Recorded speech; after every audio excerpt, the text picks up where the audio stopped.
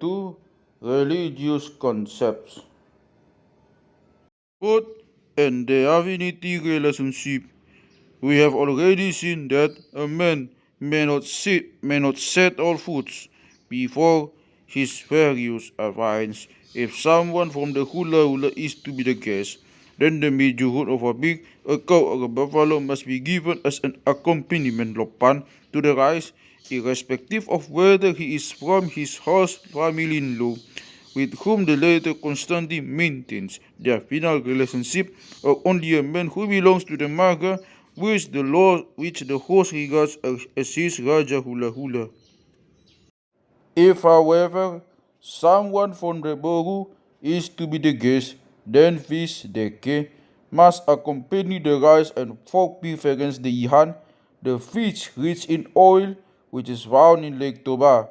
But since it is difficult to get fish in areas which are poor in streams, and since visitors sometimes come quite unexpectedly, it is admissible to substitute a chicken. Balitang do balatuk moloswada ihan bamanuk. The cost bar is the rung of the ladder. If one has no fish, then one can make do with the indeterminate chicken. Here again, fish is symbolic.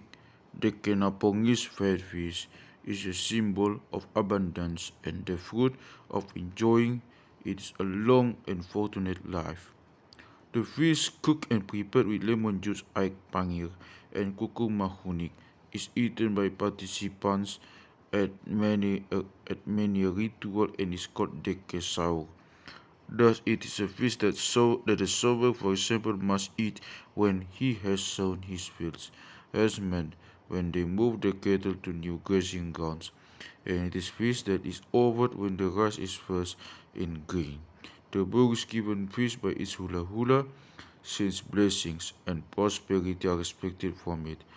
The future son-in-law is given deke when he goes on his first visit to the parents of his chosen bride. Deke is the accompaniment